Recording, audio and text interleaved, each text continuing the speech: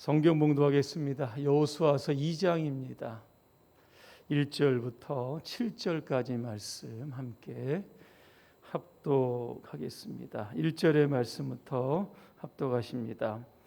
눈의 아들 여호수아가 시딤에서 두 사람을 정탐꾼으로 보내며 이르되 가서 그 땅과 여리고를 엿보라 하며 그들이 가서 라합이라 하는 기생의 집에 들어가 거기서 유숙하더니 어떤 사람이 여리고 왕에게 말하여 이르되 보소서 이 밤에 이스라엘 자손 중에 몇 사람이 이 땅을 정탐하러 이리로 들어왔나이다.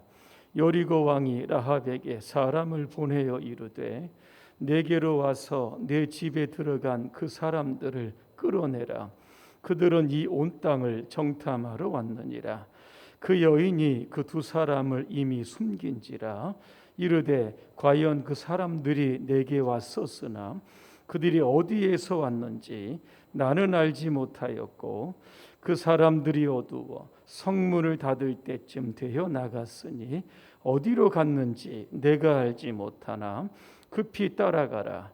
그리하면 그들을 따라잡으리라 하였으나 그가 이미 그들을 이끌고 지붕에 올라가서 그 지붕에 버려놓은 3대에 숨겼더라. 그 사람들이 요단 나루터까지 그들을 쫓아갔고 그들을 뒤쫓는 자들이 나가자 곧 성문을 닫았더라. 아멘. 믿음의 여인 라합이라고 하는 주제로 말씀을 드리겠습니다. 인사하겠습니다. 할렐루야. 아멘. 옆분과 인사하겠습니다. 믿음으로 삽시다. 출애굽한 이스라엘 백성들이 광야 40년을 지나 드디어 기다리던 가나안 땅 초입에 들어섰습니다. 이제 요단강을 건너면 가나안 땅에 들어가게 됩니다. 이때 여호수아의 마음이 어땠을까를 한번 생각해 보았습니다. 흥분도 되고 기대도 되었지만 또 한편으로는 불안하기도 하고 두려웠을 겁니다. 왜냐하면 가나안 땅은 싸워서 정복해야 할 땅이기 때문에 그랬던 겁니다. 가나안을 앞에 두고 두려워하는 여호수아를 향해서 하나님은 격려의 메시지를 주시는 겁니다. 강하고 담대하라 말씀하고 있습니다. 두려워하지 말며 놀라지 말라 말씀합니다. 내가 모세와 함께 있었던 것처럼 너와 함께 이겠다. 분명한 임마누엘의 약속을 주시게 됩니다. 하나님의 어떤 위로를 받고 마음이 조금 안정이 되었을 겁니다. 그리고 나서 여호수아는 르후벤과 갓과 므낫세 이 세 지파를 통해서 다시 한번 격려와 용기를 받게 되었던 겁니다. 지난 시간에도 말씀을 드렸지만 민수기 32장에 보면 이 세 지파에 대해서 언급을 하고 있습니다. 이 세 지파는 가축이 많았습니다. 다시 말하면 다른 지파에 비해서 힘이 있고 좀 부유한 지파였던 것 같습니다. 그들이 모세에 가서 이렇게 이야기합니다. 우리에게 요단 동편 땅을 주십시오. 우리의 가축들이 좋은 목초지에서 먹고 살 수 있도록 우리도 여기에 정착하겠습니다. 우리는 요단을 건너 가나안 정복 전쟁에 참여하지 않겠습니다. 그렇게 이야기를 합니다. 이때 모세가 뭐라고 이야기합니까? 힘이 있고 좀 부자 지파가 이야기하니까 당신 마음대로 하라 그렇게 이야기하지 않았습니다. 오히려 모세는 그들을 책망하게 됩니다. 민수기 32장 7절에 보니까 너희가 어찌하여 이스라엘 백성들을 낙심하게 하느냐 그랬습니다. 여호와께서 그들에게 주신 땅으로 건너갈 수 없게 만드느냐 그들을 책망합니다. 그러면서 이 세 지파를 10명의 정탐꾼의 비유를 하는 겁니다. 10명의 정탐꾼이 가나안을 정탐하고 와서 보고를 합니다. 그 땅은 들어갈 수 없습니다. 그들의 민족은 강하고 우리는 그들이 볼 때 그들의 밥입니다. 그렇게 이야기를 합니다. 자, 하나님은 그들의 보고를 듣고 결국 이스라엘 백성들이 좌절하고 절망합니다. 밤새도록 울게 됩니다.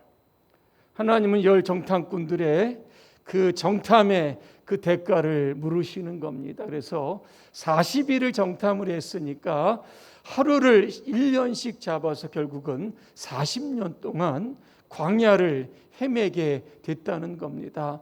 만약 세 지파 너희들이 가나안 땅을 정복하지 않는다라고 하면 하나님께서 열 지파를 저주하고 심판하셨던 것처럼 너희들과 너희의 자손들을 저주하실 것이다, 이렇게 이야기를 합니다.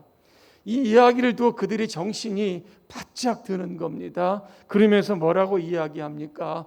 우리가 요동 동편에서 우리의 유아들과 가축들을 위해서 집을 짓겠습니다. 처자들을 남겨놓고 우리 남자들은 요단을 건너 가나안 정복 전쟁에 참여하는데, 그것도 맨 앞장서서 죽을 각오를 하고 전쟁에 임하겠습니다. 그렇게 이야기를 합니다. 가나안 정복을 다 마치고 우리가 가나안 서편 땅에 그 한 땅도 요구하지 않겠습니다. 우리는 요단 동편으로 돌아오겠다, 그렇게 이야기를 합니다. 여러분, 민수기 32장 이후에 여러분 시간이 많이 흐릅니다.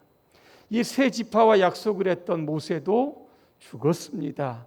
여호수아라고 하는 이 젊은 지도자가 앞에 있던 겁니다. 그렇다라고 하면 얼마든지 이 세 지파는 예전의 약속을 모른다, 알아도 못하겠다, 이렇게 얼마든지 약속을 파기할 수도 있었던 겁니다. 그런데 여러분, 오늘 본문에 보시면 우리가 가나안 정복 전쟁, 이 7년 동안의 전쟁에 참여하겠다, 그렇게 이야기하면서 우리는 당신과 함께 이 전쟁에 나가겠다 그러면서 여호수아에게 용기와 여러분 담력을 주었던 겁니다. 그러면서 마지막 절에 뭐라고 이야기합니까? 강하고 담대하십시오. 그렇게 오히려 여호수아를 격려했다라고 하는 겁니다. 가나안 땅, 하나님께서 주신 비전의 땅이지만 여호수아 혼자서는 들어갈 수 없는 땅입니다. 이스라엘 이 공동체 전체가 들어가야만 그 땅은 정복할 수 있는 땅입니다. 여러분, 교회도 마찬가지입니다. 교회는 공동체입니다. 열애가 없는 하나님께서 주신 공동체입니다. 함께 책임을 져야 하고 함께 수고해야 되고 함께 헌신할 때만 하나님이 우리에게 주신 꿈과 비전을 반드시 이룰 수 있다라고 하는 겁니다. 오늘 1절에 보니까 여호수아가 시딤에서 2명의 정탐꾼을 여리고로 보내게 되는 겁니다. 여리고성 우리가 아는 것처럼 요단을 건너면 이제 전쟁을 해서 정복해야 할 가나안의 첫 성읍입니다. 자, 이 두 정탐꾼이 여리고로 들어가서 어디에 숨습니까? 기생 라합의 집에 숨었다 그랬습니다. 이 라합이라고 하는 것은 가나안에 7 부족이 있는데 바로 아모리 족속, 이게 바로 라합이 속했던 족속입니다. 이 여자의 직업은 기생이었다 그랬습니다. 어떻게 기생이 하나님의 역사에 쓰임받을 수 있을까? 아마 의문점을 가지시는 분이 계실 텐데, 성경 여러 군데를 제가 이따 말씀드리겠지만 그녀는 믿음을 통해서 하나님 앞에 의로운 사람으로 쓰임받게 됩니다. 그녀가 가졌던 그 믿음 때문에 그 믿음이 결국 하나님의 마음을 기쁘시게 했고 성경에 그의 이름이 등재되는 영광을 얻게 되었다는 겁니다. 라합이라고 하는 여인은 어떤 여인이었을까? 우리는 그가 가졌던 믿음이 어떤 성격을 가졌는지를 우리가 살펴보아야만 하는 겁니다. 첫째로 라합은 상천하지의 하나님을 자신의 하나님으로, 내 하나님으로 고백했다는 겁니다. 상천하지의 하나님, 11절에 보니까 위로는 하늘에서도 땅에는 아래로는 땅에서도 하나님이시다라고 하는 고백입니다. 하늘에도 하나님이 계시고 땅에도 하나님이 계시다라고 하는 겁니다. 결국 하나님은 유일한 분이라고 하는 겁니다. 오늘 라합이 고백했던 하나님은 이런 하나님입니다. 온 우주의 만물을 창조하시고 그것을 지금 통치하시고 우리의 개개인의 삶에 개입하시는 그러한 하나님이심을 그는 고백을 했다라고 하는 겁니다. 여러분, 상처나지 하나님을 내 하나님으로 고백하는 사람들의 특징이 있습니다. 무엇인지 아십니까? 바로 하나님을 내 인생의 주어로 선포하는 사람들입니다. 오늘 9절에 보니까 라합은 이런 이야기를 합니다. 여호와께서 이 땅을 너희에게 주신 것을 내가 안다 그랬습니다. 10절에도 보니까 여호와께서 너희 앞에 홍해물을 마르신 것을 내가 안다라고 하는 겁니다. 그러면 어떻게 이방 여인인 라합이 하나님을 알게 되었을까라고 하는 겁니다. 오늘 10절에 보니까 이유를 알 수 있습니다. 이는 너희가 애굽에서 나올 때 여호와께서 너희 앞에서 홍해물을 마르게 하신 일과 너희가 요단 저쪽에 있는 아모리 사람의 두 왕 시혼과 옥에게 행한 일 곧 그들을 전멸시킨 일을 내가 들었다 그랬습니다. 하나님께서 이스라엘을 통해서 하신 그 위대한 일들을 라합이 소문으로 여러분 들었다는 겁니다. 믿음은 어디에서 생깁니까? 하나님이 하신 일을 들어야만 하는 겁니다. 그래서 로마서 10장 17절에 보니까 믿음은 들음에서 난다 그랬습니다. 들음은 그리스도의 말씀으로 말미암는다 그랬습니다. 말씀을 자주 들어야 우리 안에 믿음이 자주 생긴다라고 하는 겁니다. 당시 가나안 사람들은 여러 신들을 믿고 있었습니다. 여러 가지 우상들이 많이 있습니다. 구름 위에는 제우스가 있어 번개를 이용해서 악인을 멸한다 이렇게 생각을 했습니다. 바다에는 포세이돈이 있어서 바다를 또 좌우한다 그렇게 이야기합니다. 달에는 미네르바라고 하는 신이 있어서 사람들을 미혹한다고 생각을 합니다. 태양에는 아폴론이라고 하는 신이 있어서 태양을 운행한다고 생각했던 겁니다. 하나님을 알지 못하면 이런 허구적인 신화를 믿을 수밖에는 없는 겁니다. 그런데 이 이방 여인 라합은 하나님에 대한 소문을 듣고 그 하나님을 자신의 상처나지의 하나님으로 선포했다라고 하는 겁니다. 위에도 하나님이 계시고 땅에도 하나님이 계시고 오늘도 나를 구원하실 그 하나님을 그는 담대하게 선포했다라고 하는 겁니다. 오늘 여러분의 마음 가운데서도 하나님을 여러분의 유일한 신으로 고백하시기를 바랍니다. 상천하지의 하나님으로 여러분 믿음으로 선포하시기를 바랍니다. 그래서 그 라합은 그 믿음 이로 인해서 하나님의 그 위대한 역사의 오늘 그 시작에 쓰임을 받았던 겁니다. 두 번째 라합이라고 하는 여인은 행동하는 믿음을 가졌습니다. 히브리서 11장을 가리켜서 믿음장이라 그랬습니다. 아브라함부터 믿음의 사람들이 쭉 열거되어 있는데 오늘 기생 라합이라고 하는 이 여인의 이름이 히브리서 11장에 있습니다. 히브리서 11장 31절입니다. 믿음으로 기생 라합은 정탐꾼을 평안히 영접하였으므로 순종하지 아니하는 자와 함께 멸망하지 아니하였다 그랬습니다. 여러분, 라합은 왜 그의 믿음이 하나님께서 인정하셨을까? 그 이유는 하나입니다. 정탐꾼을 숨겨주었다. 이거 하나입니다. 오늘 2절에 보니까 이 정탐꾼이 여리고성에 들어간 거 이게 노출이 됐습니다. 그래서 여리고 왕이 사람들을 어디로 보냅니까? 라합의 집으로 보냅니다. 분명 저 집에 들어갔을 것이다. 정탐꾼들이 라합의 집에 갑니다. 내 집에 들어온 이 이스라엘의 정탐꾼들을 끌어내라 그랬습니다. 그때 라합은 이미 이 두 사람을 그 지붕에 그 3대 버려놓은 그곳에 숨겨놓았던 겁니다. 이 3대라고 하는 것은 여러분 잘 아시는 삼배 옷의 원료로 쓰이는 겁니다. 라합은 이 정탐꾼을 찾는 사람들에게 이렇게 이야기합니다. 그들이 내게로 왔는데 그들이 어디서 왔는지 나는 알지 못한다. 그들이 어두울 때에 성문을 닫을 때쯤 밖으로 나갔다. 빨리 그를 쫓아가면 그를 잡을 수 있을 것이라고 거짓 정보를 흘리게 되는 겁니다. 여러분 한번 상상해 보시기를 바랍니다. 라합은 태연하게 거짓말을 하고 있지만 얼마나 그 마음이 떨렸겠습니까? 만약 정탐꾼을 찾는 그 군인들이 라합의 말을 믿지 않고 지붕이나 그 집을 수색해서 두 사람의 정탐꾼을 찾아냈다라고 하면 라합은 어떻게 되었을까? 간단합니다, 여러분.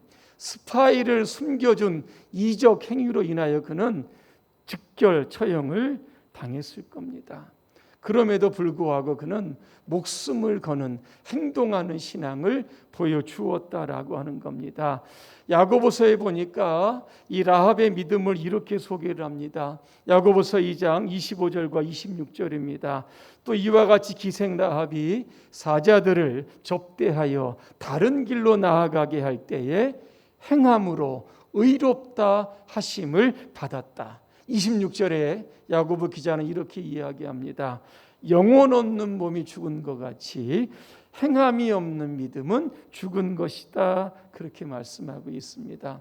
여러분, 믿음은 행할 때 그 믿음이 진짜 믿음이 되고 살아있는 믿음이 되고 하나님의 역사에 그 믿음 있고 행동 있는 사람들이 쓰임받게 될 줄로 믿습니다.